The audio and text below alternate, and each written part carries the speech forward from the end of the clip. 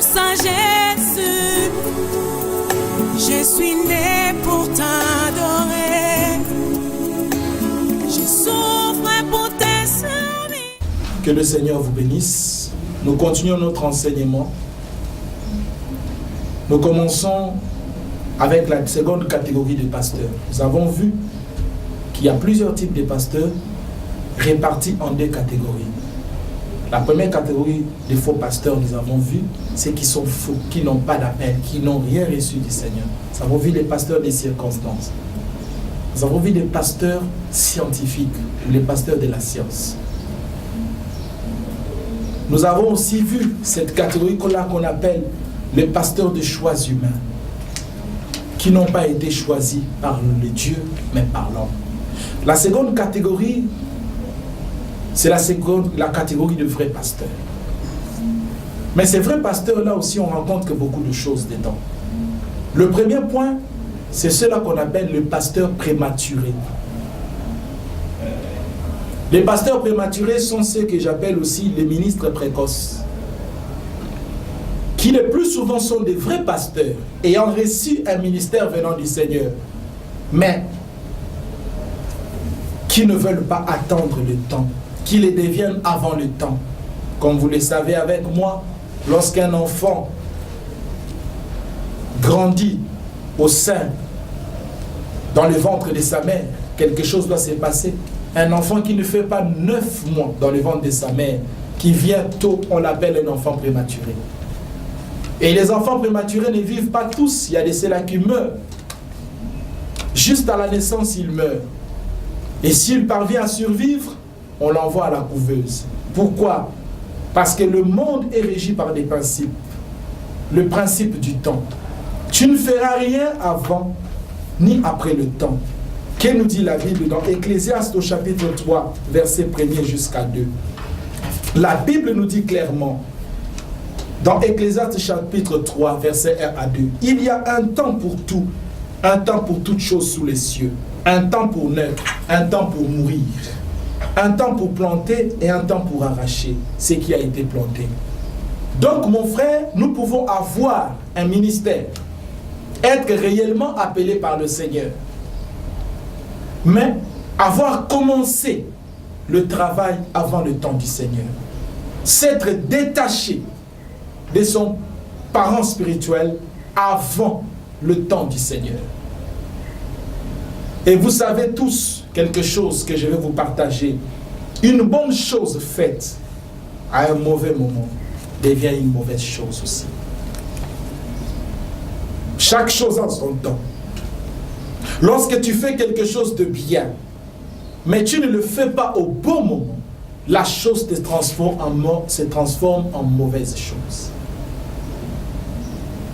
Laisse Dieu lui-même se choisir le temps et faire quelque chose qu'il veut en toi au temps convenable. La Bible dit, il fait toutes choses bonnes en son temps, pas en notre temps, mais en son temps. Beaucoup de pasteurs ont vu leur ministère mourir, se noyer à cause qu'ils ont commencé avant le temps. Beaucoup de pasteurs ont vu leurs églises ne pas avancer parce qu'ils ont commencé avant le temps. Quel que soit tout ce que tu feras dans ta vie, quel que soit le mariage, même le mariage, il faut se marier. Ne vous mariez pas avant le temps. Même le travail, nous ne verrons jamais un enfant de l'école primaire être engagé dans un travail. Aussi intelligent que tu peux être, si tu es en secondaire, tu ne pourras jamais aller travailler puisqu'on te dira, tu es encore trop jeune pour travailler, retourne à l'école. Voyons un peu l'exemple du maître par excellence, Jésus-Christ. Qu'est-ce qu'il va dire à ses disciples dans les livres de Actes des Apôtres, au chapitre 1er. Actes des Apôtres, au chapitre 1er, le maître par excellence, celui-là qui lui-même encadra ses disciples pendant de longs moments, mais après sa mort, il va revenir à la charge. Il va leur dire quelque chose encore d'important. Attendez. Actes des Apôtres, au chapitre 1er. La première des choses que Jésus-Christ est revenu dire à ses disciples, qu'est-ce qu'il va leur dire? Actes des Apôtres, chapitre 1, au verset 4. Comme il se trouvait avec eux, il est recommandable de ne point s'éloigner de Jérusalem, mais d'attendre ce que le Père avait promis, ce que vous a annoncé. Il revient après sa résurrection, pendant son ministère qu'il va exercer pendant quelques jours sur la terre après la résurrection. Il vient pour dire à ses disciples, les encourager de ne pas partir vite. Car il y a des choses qu'ils n'avaient pas encore compris, il y a des choses qu'ils n'avaient pas encore reçues. Au verset 8, il dit, lorsque vous recevrez cela, il dit, alors c'est là maintenant que vous recevrez une puissance, le Saint-Esprit survenant sur vous, et vous serez mes témoins à Jérusalem, dans toute la Judée, dans la Samarie, jusqu'aux extrémités de la terre. Vous voyez que lorsque le temps va arriver, ce temps-là va arriver très bientôt, je vous enverrai maintenant la puissance qui va vous aider à exercer votre ministère. C'est là que vous serez mes témoins. Un ministère fait avant le temps, c'est un ministère qui sort avant la puissance. Qui sort avant l'aval du Seigneur. Frère, il y a des choses que la méditation biblique, que la prière, que la foi ne te donneront pas, mais que seule l'expérience te transmettra. Je suis un exemple, frère. Quand j'ai commencé le ministère, j'avais la puissance, les malades étaient guéris. Les stériles enfantaient. Il y avait des précisions dans la prophétie. Mais aujourd'hui, quand je regarde ce que j'ai prêché hier, les choses que j'ai faites, la manière dont j'ai conduit le peuple de Dieu, je peux dire aujourd'hui, à presque 20 ans de ministère, je peux dire, j'étais enfant. C'est pourquoi l'apôtre Paul dit, quand j'étais jeune, je parlais comme un enfant, je réfléchissais comme un enfant. Mais étant devenu adulte, j'ai changé ma façon de voir les choses. Même l'apôtre Paul, vous allez vous-même voir que Dieu l'appelle à partir de l'Acte chapitre 9 sur les chemins de Damas. Il est frappé d'aveuglement, mais ce n'est pas à ce moment-là qu'il va devenir apôtre qu'il est confirmé. Il va repartir à l'église et on nous va voir plus tard. On va voir plus tard, toujours dans les livres des Actes des Apôtres, chapitre 13, on dit, Dieu va maintenant parler aux prophètes pour dire que mettez-moi à part Paul et Barnabas pour le service que je leur avais, que je les ai appelés. On va prier pour Paul et les libérer. Oui, il s'est formé, il avait l'onction, il avait l'appel, mais il a attendu. Connaissez bien l'histoire de Samuel, Samuel le prophète, pour les lecteurs de la Bible. Vous connaissez cette histoire dans 1 Samuel, le chapitre 3. Vous voyez vous-même l'histoire de Samuel qui, à partir du 4e verset, s'endort et entend une voix qui l'appelle. Samuel, Samuel. Il répond, me voici. Mais il court vers son père spirituel, Élie. Élie lui dit à plusieurs reprises, je ne t'ai pas appelé. La Bible nous dit, la parole de l'Éternel n'était pas encore révélée à Samuel. Ce qu'il voulait dire, cet enfant qui avait l'appel, qui était prédestiné à être prophète, sacrificateur et juge, 3 fonctions à la fois pour cet enfant, n'était pas encore prêt, car il n'avait pas encore compris, malgré son appel. La Bible nous dit la 3e fois, son père spirituel lui dit, lorsque la voix va t'appeler, dis, me voici Seigneur, je t'écoute, ton serviteur t'écoute. Vous allez comprendre que c'est celui qui était à côté de Samuel qui lui a appris. C'est comme ça que Dieu appelle. Pourquoi? Il a attendu le temps. Tu peux être un grand prophète, un grand apôtre, mais avant le temps. Oui, les fidèles encouragent même beaucoup de pasteurs à quitter telle église pour aller faire une autre église. Parce que c'est toi que nous aimons. Nous n'aimons pas ton père. Non, mon frère. Ce n'est pas parce que tu aimes X ou Y que tu vas le pousser à faire un ministère ou à devenir indépendant avant le temps. Souvenez-vous de l'enfant prodigue qui a dit, donnez-moi mon argent, je peux me gérer tout seul. Il a tout dilapidé et après, il s'est appauvri. Pourquoi? Il a pris l'héritage avant le temps. Le ministère prématuré va t'exposer à beaucoup de dangers. Non seulement tu vas t'exposer, mais tu vas aussi exposer les fidèles qui nous entourent. Bien-aimés, combien sont des ministres prématurés en France, à Londres, à Kinshasa? N'en parlons même pas à Brazzaville. À Pointe-Noire, j'y suis allé, c'est compliqué. Vous allez à Johannesburg, c'est pareil. Vous allez aux États-Unis, c'est pareil. Des gens qui se retrouvent un bon matin, ils sont pasteurs. Alors que il a le ministère, mais ce n'était pas le temps. Et souvent, nous les pasteurs, nous faisons cette erreur-là, de prendre nos enfants, de les placer pasteurs avant le temps. Prendre des collaborateurs qu'on aime le plus, de les placer avant le temps. Et quand on a un ministère prématuré, quand on est dans les pastorats de manière précoce, quelque chose va se passer. Tu seras exposé. Car la précipitation tue. La précipitation médiocrise. Un pasteur qui est devenu dirigeant, qui dirige une église avant le temps, aura un ministère médiocre, de prédication médiocre. Il a l'appel, il peut même prier pour quelqu'un, la personne est guérie. Mais comme vous le voyez là, il n'est pas mûr. Les ministres prématurés. Vous allez les voir, ils se battent. Ils se battent à longueur de journée sur Facebook. Ils se lancent. Ils utilisent les fidèles entre eux. Mais regardez l'apôtre Paul, un homme mature.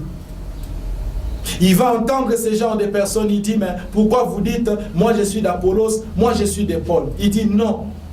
Personne d'entre vous ni né ni de l'un ni de l'autre. Paul a semé, Apollos a arrosé, c'est Dieu qui fait croître. Alors vous allez voir que ces personnes-là qui sont prématurées, qui viennent dans les ministères de manière prématurée, sans préparation, et ils sont contents. Quand il y a des gens qui disent, nous sommes fidèles de X, Jérémie c'est le big prophète, il est le tout-puissant. Alors la prématurité, lorsqu'on est prématuré, on va tomber dans les pièges du malin. C'est pour cela la Bible nous dit, ne permettez pas à ce qu'un dirigeant soit un nouvel converti. Un nouveau converti ne peut pas diriger les autres, ne peut pas avoir une église, ne peut pas diriger une communauté. Les pasteurs prématurés. Ma soeur, qui est ton pasteur? Pasteur, quel pasteur es-tu? Dans la fausse doctrine, es-tu un faux ou un vrai? Mais si tu es un vrai, tu peux être un prématuré. Mais si, par la grâce du Seigneur, tu as déjà fait une église là où tu es, tu peux encore te rendre plus humble, aller vers ceux-là qui ont plus d'expérience, beaucoup de prières, et le Seigneur t'aidera. Mais au moins sache-le, le temps que tu grandisses, tu auras fait beaucoup du mal, et au peuple de Dieu, et à toi-même. Que le Seigneur vous bénisse. Nous avons une autre catégorie de pasteurs qu'on appelle le pasteur héritier. Le pasteur héritier sont ceux-là qui héritent. Donc ils reçoivent quelque chose que quelqu'un d'autre a eu à faire. Comme la Bible nous dit, nous sommes des héritiers de Christ. Il n'y a pas héritage lorsqu'une mort n'a pas été constatée. Un père spirituel a travaillé, il a lutté, il a créé une communauté par la grâce du Seigneur, bien sûr. Et là, il veut mourir. Alors, il veut se choisir un héritier. Mais comment les choisir? Car on a deux types d'héritiers, les illégitimes et les légitimes. Là encore, c'est un problème. On a les illégitimes et les légitimes. On a ceux-là qui ont droit à l'héritage et ceux-là qui n'y ont pas droit. Pourquoi illégitimes? Les illégitimes sont de faux, qui succèdent, qui prennent le ministère, qui deviennent pasteurs par des fausses manœuvres, par des pressions faites sur le pasteur mourant, parfois par le meurtre. Il y a de ceux-là qui ont empoisonné même des pasteurs pour devenir aussi pasteurs. Personne ne me dira le contraire. Même le fils de David lui-même a voulu prendre le trône de son père parce qu'il s'est jugé mieux que celui que Dieu avait appelé. Le pasteur héritier. Bien-aimé, je vais vous rappeler quelque chose. Moïse eut un enfant qu'on appelle Gershom. Si vous lisez Exode chapitre 2 verset 22, avec la fille du sacrificateur Jéthro, il eut un fils aîné, Gershom. Bizarrement, Moïse à sa mort n'a pas légué son ministère à Gershom, mais il a légué à Josué. Bien-aimé, Jésus-Christ, notre maître par excellence, avait des frères et des sœurs. Si vous lisez Matthieu au chapitre 13, verset 55 à 56, on nous dit clairement que Jésus-Christ de Nazareth avait des frères. il avait une mère, il avait des oncles, car dans le monde, il a vécu comme un enfant, jusqu'à ce que le Seigneur le lève et le glorifie. La Bible nous dit dans Matthieu chapitre 13, versets 55 à 56, « N'est-ce pas le fils du charpentier? N'est-ce pas Marie qui est sa mère? Jacques, Joseph, Simon et Jude, ne sont-ils pas ses frères? Et ses sœurs, ne sont-elles pas toutes parmi nous? D'où lui viennent donc toutes ces choses? » Vous comprenez avec moi que cet homme avait des frères, avait des sœurs, avait des cousins, avait des oncles, des tantines. Mais lorsque Jésus a commencé à faire le choix de ses ministres, le choix de ses collaborateurs, le choix de ses successeurs, il n'est pas allé d'abord chercher le cousin à sa mère pour dire, mais écoutez, je veux que tu hérites mon ministère, j'ai beaucoup souffert, je ne peux pas faire confiance au fils de Bartimée, je ne peux pas faire confiance au fils de Zébédée que vous voyez, je ne peux pas faire confiance au fils de Jonas. Mais par contre, Jésus nous a montré l'exemple de son héritage. On nous dit clairement que Pierre, dans Matthieu, Pierre fut choisi comme un pilier de l'évangile. Dans Matthieu chapitre 16, verset 18, Dieu lui dit ceci, tu es pierre et sur cette pierre je bâtirai mon église. Et les portes de séjour de mort ne parviendront point à cette église.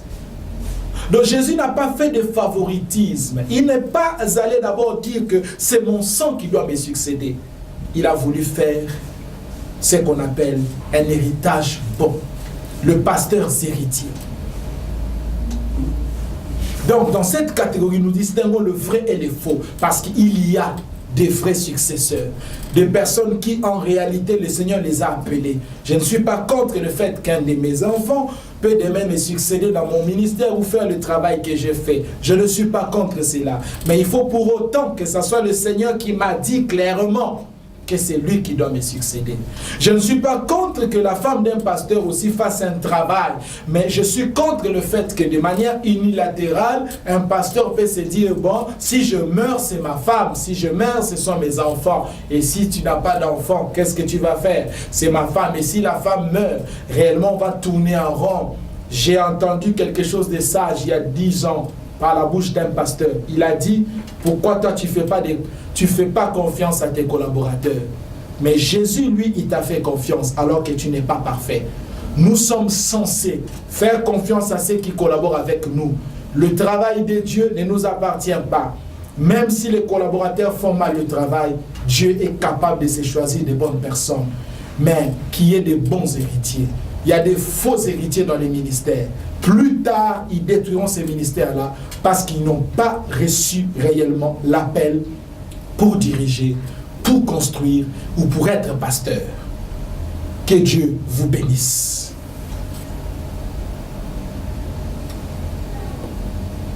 Dans cette catégorie, nous avons ceux-là qu'on appelle encore les pasteurs diaboliques. Les pasteurs diaboliques sont ceux qui viennent du malin, qui servent le diable de manière directe ou indirecte. Pourquoi directe? Puisqu'il y a des pasteurs que le diable lui-même a suscité et envoyé dans les champs du Seigneur. Ma soeur, mon frère, qui est ton pasteur? Pasteur, quel genre es-tu? Les pasteurs diaboliques sont ceux-là que le diable lui-même a suscités. Il les a envoyés dans les champs de Dieu. Souvent, ce sont des ex-féticheurs, les ex-marabouts, les ex-sorciers. Je ne parlerai même pas d'ex parce qu'ils sont encore sorciers, mais ils prétendent ne plus être sorciers.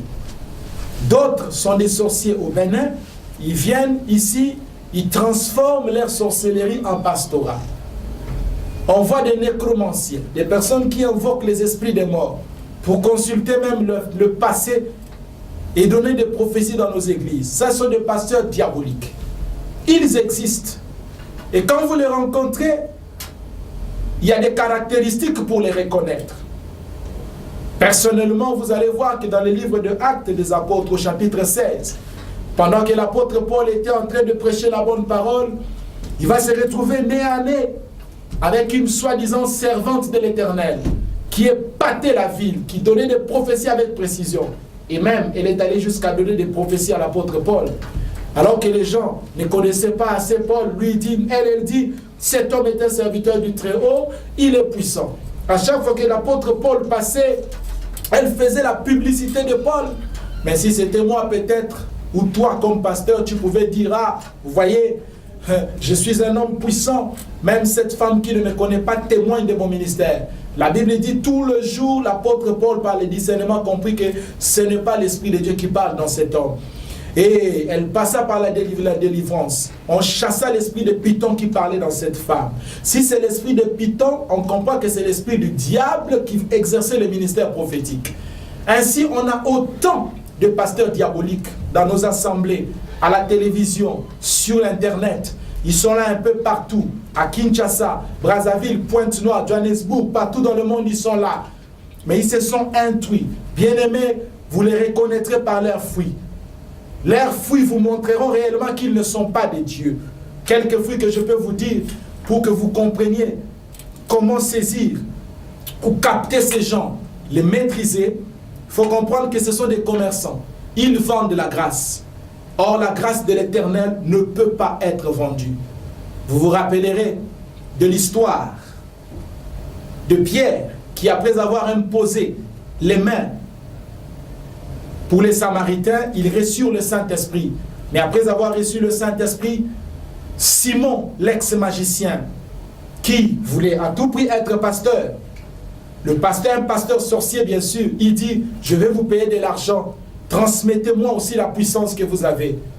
L'apôtre Paul lui dit, tu es maudit Simon, la grâce de Dieu ne pourra jamais être commercialisée. C'est par la foi qu'on a les dons de l'esprit. Mais est-ce qu'à notre époque, remarquez, on vend tout. On vend le miracle. On vend des enfants. On vend quoi? On vend les prophéties. On voit, pour voir le visage du pasteur, on vend. Je ne suis pas contre l'offrande du prophète. Je ne suis pas contre le fait qu'il faut bénir les hommes de Dieu. Je ne suis pas contre le verset de Samuel qui dit qu'on ne paraîtra pas devant l'Éternel ou devant un homme de Dieu les mains vides. Oui, je ne suis pas contre cela. Moi-même, je reçois des offrandes. Moi-même, je suis béni. Mais je suis contre le fait que si quelqu'un n'a rien, il ne peut pas voir le pasteur. Non, c'est une preuve que ce n'est pas Dieu. Parce que Dieu, si on l'utilise ou on vend sa grâce, il a dit, vous avez reçu gratuitement, vous donnerez gratuitement. Le pasteur sorcier, le pasteur de Satan ne donne pas gratuitement. Tu ne peux même pas recevoir une parole de bénédiction sans pour autant avoir donné un chèque ou une enveloppe. Vous allez vous-même constater que ces gens-là modifient la parole. Soit il la compresse ou il la modifie. Je parle de compresser parce que c'est un terme aujourd'hui assez connu. On compresse quelque chose pour les rendre plus léger et mieux transmissible. Vous comprenez quelque chose? La Bible dit, vous n'enlèverez rien, vous n'y ajouterez rien. Mais les pasteurs sataniques, ils enlèvent quelque chose de la part du Seigneur dans la parole et transmettent quelque chose facilement assimilable par les gens pour qu'ils soient suivis. Ce sont les pasteurs démoniaques. Ils modifient les Écritures. Les pasteurs démoniaques encouragent les péchés dans leurs églises. Vous allez voir que ce sont des gens qui, pour eux, le péché n'a aucun effet dans la vie spirituelle d'un enfant de Dieu, car on est au temps de la grâce, cette même grâce-là. Cette même grâce-là existait au temps de Paul, mais Paul n'a jamais toléré le péché. Cette même grâce a existé au temps de Pierre, mais Anania et Saphir ont mouru à cause du mensonge. Cette même grâce a été à l'église primitive, mais combien sont entrés en enfer en cette même époque? Frères et sœurs en Christ, quel pasteur es-tu? Ou toi qui me suis, qui est ton pasteur? De quelle catégorie est-il? Il y a autant d'exemples qui vont réellement vous faire voir que cet homme ne vient pas de Dieu, il est du diable. Il favorise le péché. Il encourage. Il vend tout. Il vend la grâce. Il vend tout. Il n'y a rien pour rien. Ça, ce sont des pasteurs démoniaques. Modifie la parole. Croyez pas en Jésus-Christ comme le Seigneur, mais comme en un simple prophète. C'est le signe des prophètes du diable. Et malgré ceux qui servent le Seigneur directement, il y a aussi ceux-là qui ont servi le Seigneur, mais qui se sont perdus, qu'on appelle les pasteurs apostates. Ils se sont éloignés de la vérité, ils ont choisi les camps du diable pour les servir. Oui, ce sont des serviteurs du diable, alors qu'hier, ils ont servi le Seigneur. Il y en a plein dans la Bible qui se sont éloignés de la voie du Seigneur, mais qui aujourd'hui sont au service de Satan. Faites attention là où vous mettez les pieds, où nous, pasteurs, faisons attention pour ne pas balancer dans les camps de l'ennemi. Le pasteur diabolique, qui servent le diable, qui vendent les âmes des enfants de Dieu au profit et intérêt de leur ministère. Le pasteur démoniaque, le pasteur satanique peuvent être des apostats qui hier ont servi Dieu, aujourd'hui ont abandonné la foi. Oui, la Bible dit, il faut parcourir, courir dans les champs, achever sa course, mais tout en gardant la foi. Beaucoup pour des motifs impurs ou personnels, être élevés, connus dans la ville ou partout dans le monde, vont faire des pactes avec le diable pour leur élévation, alors qu'ils avaient commencé avec Dieu. Souvenez-vous de l'histoire de Jésus dans Luc chapitre 4. Le diable lui dit, regarde cette gloire, je peux te la donner. Il parlait à un pasteur, Jésus, qui venait de commencer son ministère et il était rempli du Saint-Esprit. Le diable va lui faire une proposition. Je vais te donner la gloire, l'élévation, l'argent, mais plie-toi devant moi. Combien d'entre nous ont commencé avec Dieu dans les intercessions, le jeûne, les prières, la sanctification, mais aujourd'hui, ils ont abandonné la foi parce qu'ils veulent l'argent. Ils veulent être connus. Ils veulent la célébrité. Ils veulent la puissance. Ils veulent l'onction. Or, l'onction vient par le Seigneur. L'onction ne vient pas. Ne vient pas du diable. Si tu pries, tu auras la puissance de Dieu. Le pasteur démoniaque, ils sont là, ils rôdent. Priez et Dieu vous ouvrira les yeux. Que Dieu vous bénisse. Et le dernier type de pasteur que nous voyons, c'est le pasteur élu. Le pasteur élu est celui-là qui a été appelé par le Seigneur. Le pasteur élu est celui-là qui n'a fait aucun effort pour le devenir. Le pasteur élu est celui-là qui parle toujours de la part du Seigneur. Le pasteur élu est celui-là qui est le choix du Seigneur. Vous allez voir ce que l'apôtre Paul est en train de dire dans le livre de Galates au chapitre 1er, verset 1er. Il dit, Paul, apôtre, non de la part des hommes, ni par un homme, mais qu'il a ressuscité de mort et de tous les frères qui sont avec moi. L'apôtre Paul dit clairement que je suis un apôtre, non pas par un homme, je suis un apôtre, non pas parce que vous m'avez choisi, vous m'avez aimé, parce que j'ai été le mieux instruit. Non, parce que bon, les gens de ma communauté m'ont beaucoup aimé, parce que j'ai été le plus parfait. Mais il dit non, par la volonté de Dieu, pas par la volonté des hommes. Un pasteur élu est celui-là qui a un appel, qui vient de Dieu. C'est le choix de l'Éternel. Comme il dit, j'ai choisi mon serviteur David et je l'ai établi. Lorsque Dieu t'établit, personne ne peut t'enlever de là où tu es. Oui, c'est lui qui a fait le choix des apôtres. Ce ne sont pas les apôtres qui ont dit au Seigneur de les choisir.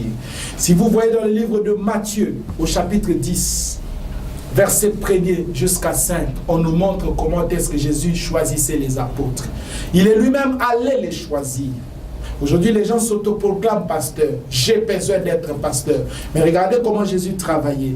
Quand il guérissait les malades, le fou qui avait été délivré dit, je vais te suivre. Il dit, non, toi ne me suis pas. Va témoigner ce que le Seigneur a fait pour toi. Il y a un autre qui dit, maître, je vais te suivre. Il dit, non, les renards a une tanière, mais le Fils de l'homme n'a point d'endroit où poser sa tête. Mais d'autres, il les appelait, d'autres, il les repoussait pour dire qu'il connaissait qui il choisissait. Le pasteur élu, c'est Dieu qui le choisit. Comme il a choisi Jérémie, il dit, depuis le sein de ta mère, je t'ai choisi, je t'ai établi. Ça ne sera ni la théologie, ni la puissance du diable, ni l'argent, ni les circonstances. Rien ne fera de lui un pasteur, parce qu'on est homme de Dieu. On les confirme au temps marqué par le Seigneur. Mais le ministère ne s'octroie pas au bout d'un chemin ou pendant le parcours. On ne devient pas pasteur, on est pasteur, mais le ministère se confirme en exerçant chez une autre personne. Le pasteur élu, voilà la plus bonne, la grande et la meilleure catégorie de personnes que nous devons fréquenter, que nous devons être. Que chacun d'entre nous se pose les questions, nous pasteurs, mais aussi le fidèle, se demande un peu l'histoire la généalogie de son pasteur. Et on évitera beaucoup de problèmes et de débats que nous voyons souvent à la télé et sur Internet. Aujourd'hui, moi, je dis que c'est des faux débats parce que je ne peux même pas m'asseoir à la télé et parler de qui que ce soit. Moi, je parlerai de l'évangile. Car les enfants de Dieu ont aujourd'hui été assez outillés. Ils lisent la parole, ils peuvent discerner les choses. Chacun est libre de se choisir son église et de se diriger vers un pasteur. Mais raison pour laquelle le Seigneur m'envoie sonner le son de la trompette pour dire, voici, il y a plusieurs types de pasteurs regroupés en deux catégories, les vrais et les faux. Parmi les faux, vous avez tous compris. Et parmi les vrais, vous avez aussi reçu cette liste qui n'est pas exhaustive. Les pasteurs élus, qui a été appelé comme Jean 15, verset 16, il dit, ce n'est pas vous qui m'avez appelé, mais c'est moi qui vous ai appelé et vous ai établi. C'est Dieu qui appelle et qui établit les gens. Il appelle et établit. Ce n'est pas la personne qui a dit « Dieu choisit moi ». Car quand on est appelé, quand on a un ministère, on a des choses que le Seigneur nous donne. Un pasteur élu a un message. Un pasteur élu a l'onction. Un pasteur élu a une particularité. Un pasteur élu a un appel authentique. Quand vous parlez d'un message, donc c'est une portion de la connaissance divine qui n'est adressée qu'à une seule personne pour une période bien déterminée. C'est ça qu'on appelle un message. Vous sentirez que ce n'est pas quelqu'un qui prêche du déjà entendu. Il va prêcher des choses nouvelles, des choses qui n'ont pas encore été entendues. C'est ça l'élection et l'appel. Quand on parle de la particularité, le Seigneur a beaucoup de choses qu'il veut faire. Il ne peut pas t'appeler pour faire les mêmes choses que les autres ont déjà fait.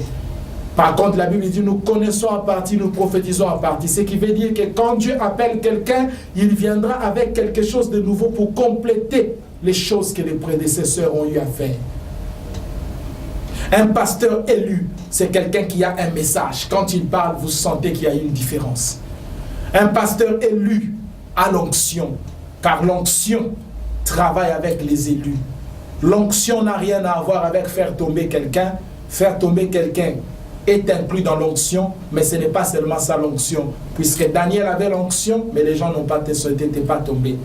Jérémie avait l'onction, mais les gens ne tombaient pas.